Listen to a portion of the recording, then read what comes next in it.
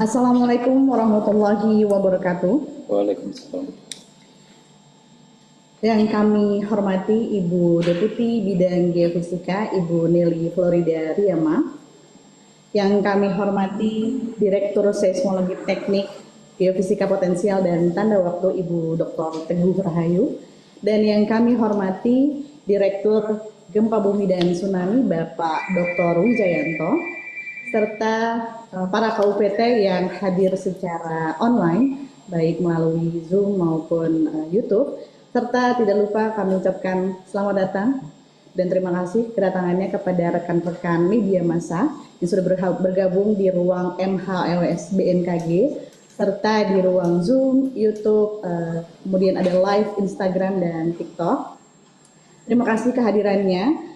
Saat ini kita akan menyelenggarakan konferensi pers terkait update gempa tektonik magnitudo 6,7 yang terjadi pada Selasa 16 Juni 2026 di Palu, Sulawesi Tengah, tepatnya pukul 10.27 waktu Indonesia Barat.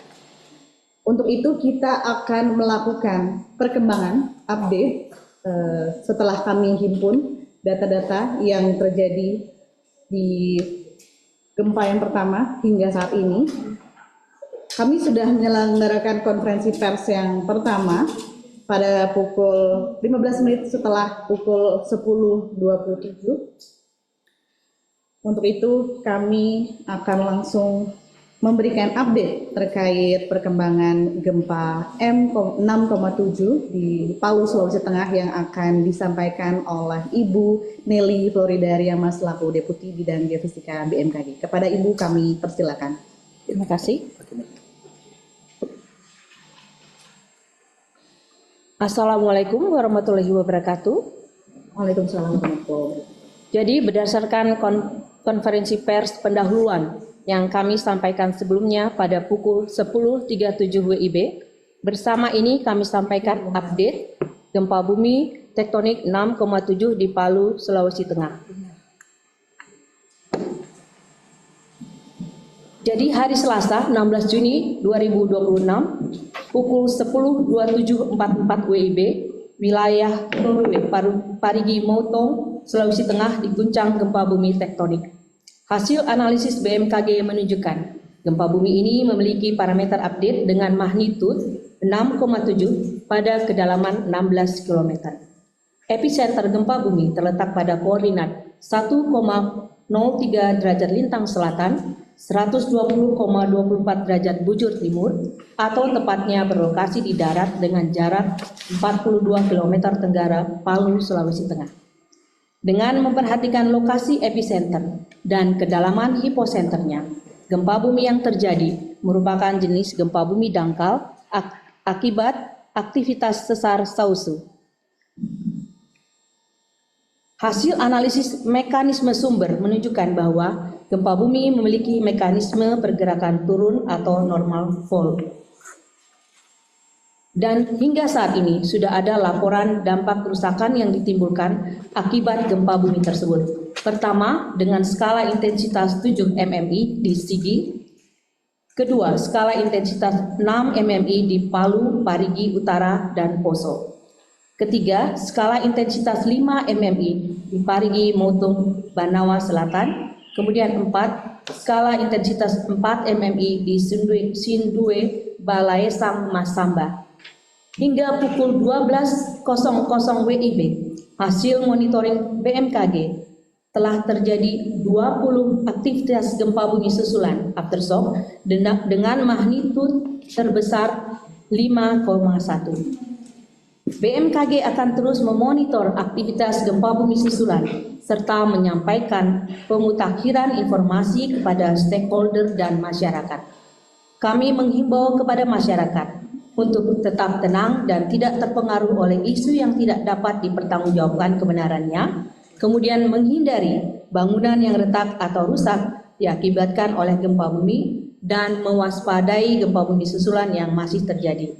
Kemudian kami mohon agar memastikan informasi resmi hanya bersumber dari BMKG yang disebarkan melalui kanal komunikasi resmi yang telah terverifikasi seperti media sosial @info-bmkg, website www.bmkg.go.id atau Inat-Use BMKG Go.id dan mobile apps Info BMKG atau WRS BMKG. Demikian informasi ini kami sampaikan. Wassalamualaikum warahmatullahi wabarakatuh. Waalaikumsalam warahmatullahi wabarakatuh. Baik, terima kasih kepada Ibu Deputi Bidang Geofisika Ibu Nelly Floridariama yang telah menyampaikan substansi terkait update gempa bumi M6,7 Palu, Sulawesi Tengah. Untuk itu, apakah ada tambahan dari Bapak Dr. Wijayanto? Mohon berkenan Bapak. Baik, terima kasih. Assalamualaikum warahmatullahi wabarakatuh. Baik. Saya menambahkan informasi ya. Jadi berdasarkan data modeling yang tadi sudah kita sampaikan pada saat press release pertama. Jadi gempa bumi ini kita pastikan tidak berpotensi tsunami dari hasil model kita, dan kita juga memantau beberapa stasiun pasang surut yang berada di sekitar wilayah sumber gempa. Yang pertama itu di wilayah Parigi kita tidak mendeteksi adanya kenaikan muka air laut. Di Poso itu juga tidak ada. Kemudian ini ada sedikit di Pantoloan, Pelabuhan Pantoloan itu ada sedikit kenaikan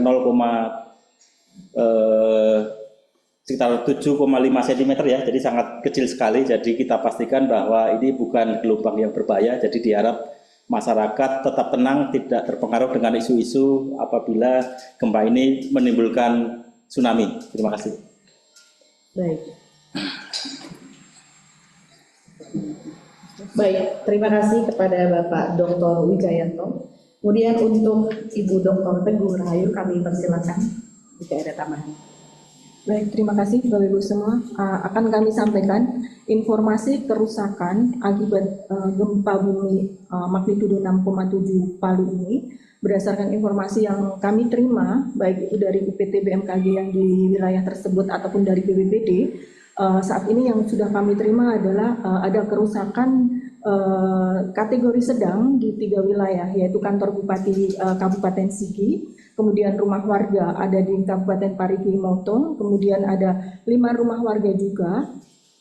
Kemudian di Kota Palu ada di Hotel Santika, kemudian ada di kafe di Kota Palu, kemudian Auditorium Universitas Tadulako, kemudian ada Hotel Best Western dan juga toko Star Kitchen. Sampai dengan jam 12 ini update-nya baru itu yang kita terima dalam kategori kerusakan non-struktural sedang. Demikian tambahan dari kami, dan BMKG sudah turun ke lapangan untuk melakukan survei dan juga melihat dampak dari gempa tersebut. Terima kasih. Baik, terima kasih pada Ibu Dr. Teguh Rahayu atas tambahannya. Tadi ada beberapa laporan kerusakan ya, Bu Ayu. Baik, untuk itu selanjutnya kita mau izin langsung kita buka sesi tanya jawab Ibu. Baik. Untuk rekan-rekan media yang sudah hadir di ruang MHLWS, apakah ada pertanyaan? Oke, dari Metro TV ya Mas. Ada mic-nya? Oh, baik. Oke, nggak apa-apa Mas, langsung sampaikan saja. Salam lagi saudari Metro TV. Ya. Yang pertama mengenai aftershock, apakah ada potensi aftershock susulan lagi, gempa susulan lagi? Yang kedua, mungkin Pak Wijayanto, risiko likuifaksi dan juga longsor Pak, seperti yang tadi sudah disampaikan dalam live bersama Metro TV. Potensi sekarang itu gimana Pak? Kemudian apakah aktivitas sesar Salso yang menjadi penyebab gempa ini akan memicu sesar Palu Koro di wilayah sekitar dan menimbulkan gempa-gempa lanjutan berikutnya, dan evaluasi untuk 24 jam ke depan seperti apa? Baik, terima kasih pertanyaannya dari Mas Yusuf Metro TV pada Ibu di bidang geofisika. Persilakan. Ya, nanti akan dijawab oleh Pak Wijayanto, tapi kami sampaikan bahwa sampai saat ini memang masih terjadi aftershock. Untuk itu kami memohon untuk semua mendengarkan atau melihat informasi dari BMKG. Silakan Pak Wijayanto. Baik, terima kasih. Ada 4 pertanyaan tadi ya. Yang pertama terkait dengan gempa susulan. Tadi sudah kita sampaikan pada saat Ibu Deputi menyampaikan sudah ada 20 aktivitas ya, sampai dengan jam 12.00 WIB. Jadi dengan magnitudo terbesar itu 5,1. Jadi sampai saat ini kita terus memonitor, tentunya nanti bisa dilihat di ruang operasional kita di bawah. Jadi masih ada terus aktivitas gempa susulan. Jadi gempa susulan yang terjadi itu kecil-kecil ya. Kita harap semakin ke depan itu frekuensinya semakin sedikit dan kekuatannya juga akan semakin kecil. Terus yang kedua terkait dengan risiko likuifaksi ya. Jadi kita tahu bersama bahwa pada tahun 2018 ya itu ada gempa sangat dahsyat di Palu dengan magnitudo 7,5. Itu kan ada beberapa wilayah berpotensi likuifaksi ya. Tapi tentunya dengan gempa yang saat ini 6,7 itu bisa saja kemungkinan terjadi likuifaksi. Tapi kan likuifaksi tidak terjadi di semua wilayah ya. Hanya wilayah-wilayah tertentu di mana wilayah itu yang daerah yang berpasir, terus ada potensi air naik dan seterusnya, utamanya di situ. Tapi tentunya kita berharap untuk gempa yang 6,7 ini, misalkan ini terjadi likuifaksi juga tidak harapannya tidak signifikan seperti yang 7,5 ya, karena memang antara 6,7 sama 7,5 itu sangat jauh sekali energinya. Jadi harapannya nanti tidak ada. Sampai saat ini kita belum menerima informasi gempa bumi yang menimbulkan likuifaksi ya. Sampai saat ini kita belum menerima. Ya, sampai saat ini kita juga belum menerima informasi longsor. Baru tadi ada kita tampilkan beberapa wilayah yang ada kerusakan ringan, dan utamanya kerusakan ringan itu bukan terjadi struktur yang rusak ya, hanya tadi kita lihat plafon yang runtuh, terus ada sebagian dinding, sebagian pagar tadi yang runtuh, kafe tadi atapnya, karena atapnya mungkin strukturnya tidak kuat. Itu update terkini dari kita, mudah-mudahan nanti tidak ada gempa yang rusak berat gitu ya. Terus berikutnya terkait dengan sesar aktif yang memicu aktivitas gempa ini, tadi sudah disebutkan adalah sesar Sausu ya, di wilayah situ. Memang di daerah Palu itu banyak sekali sumber gempa atau sesar-sesar aktif seperti di sesar Sausu, di situ ada sesar Ampana, ada sesar Palu Koro, itu banyak sekali. Dan tentunya dengan sesar-sesar aktif ini biasanya tidak memicu aktivitas sesar di sekitarnya ya. Jadi misalkan nanti memicu sesar di sekitarnya bukan berarti nanti akan memicu gempa yang lebih besar. Tentunya nanti hanya memicu gempa-gempa kecil saja. Dan kita masih memonitor, kita evaluasi terus aktivitas gempa susulan, distribusinya kemana. Nanti kita bisa lihat, kita bisa petakan secara spasial apakah arahnya tetap di pusat gempa itu sendiri atau nanti akan menyebar ke wilayah di sesar Ampana ataukah sesar Palu Koro. Akan terus kita monitor terus-menerus, bukan hanya 24 jam ini saja, tapi nanti terus-menerus kita pantau sampai nanti kita dapatkan hasil kelurahannya sampai kondisinya stabil lagi. Demikian. Terima kasih kepada Bapak Wijayanto. Mohon izin Bapak, ini ada pertanyaan di kolom chat Zoom dari Ibu Chelsea dari Bingkai Warta Palu. Dia menanyakan apakah gempa yang terjadi ini disebabkan oleh sesar aktif berjenis dangkal, apakah sesar Palu Koro ini menjadi penyebabnya atau yang lain? Jika yang lain, apakah penyebabnya? Kemudian ada dari Farida Ayus bertanya, apakah gempa di Palu ini merupakan jenis gempa swarm, mengingat kejadiannya sudah ada beberapa kali susulan.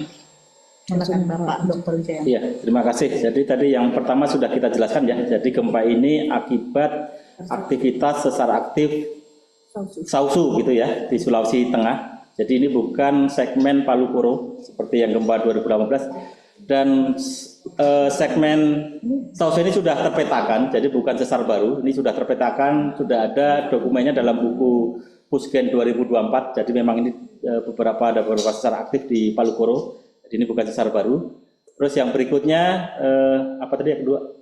Gempa swam ya. Jadi kita pastikan bahwa ini bukan gempa swam, ini adalah gempa tektonik yang aktivitasnya tadi didahului oleh gempa utama dan dilanjutkan oleh aktivitas gempa susulan. Kalau gempa swam itu rupanya kecil tapi terjadi terus-menerus gitu ya. Tapi ini tadi kita tidak mendeteksi tadi ada gempa foreshock-nya atau gempa pendahulunya, tapi tadi langsung kita deteksi ada aktivitas gempa besar langsung 6,7 dan kita ikuti ada beberapa gempa susulan sampai sudah ada aktivitas sekitar 20 gempa susulan sampai jam 12 siang ini. Baik, terima kasih jawabannya Bapak Dr. Wijayanto. Berarti perlu ditekankan kembali bahwa bahwa gempa bumi M6,7 yang terjadi ini akibat aktivitas sesar Sausu ya, bukan aktivitas sesar Palu Koro yang legendaris katanya. Baik. Apakah ada pertanyaan lagi dari teman-teman media massa yang hadir? Laporan korban jiwa mungkin sama Oh, teman-teman dan korban ya. Sampai sekarang belum ada info. Izin boleh? Ya, untuk korban jiwa sampai sekarang kami belum menerima laporan tersebut, sehingga nanti masih jika ada laporan pasti akan kami update secepatnya. Terima kasih. Baik, terima kasih Ibu Dr. Ayu. Sepertinya sudah tidak ada pertanyaan lagi di kolom chat, Ibu Deputi. Dan teman-teman sudah cukup pertanyaannya? Baik, jika demikian kami akhiri press conference update gempa tektonik M6,7 di Palu, Sulawesi Tengah. Kepada rekan-rekan media massa yang hadir, baik secara offline maupun online, kami ucapkan terima kasih dan kami mohon perkenannya untuk rekan-rekan semuanya untuk membantu kami, BMKG, untuk memperluas lagi penyebaran informasi terkait gempa bumi ini secara benar, artinya secara yang telah kami sampaikan secara resmi melalui press release kami. Untuk itu kami ucapkan terima kasih dan sekian. Assalamualaikum warahmatullahi wabarakatuh. Waalaikumsalam.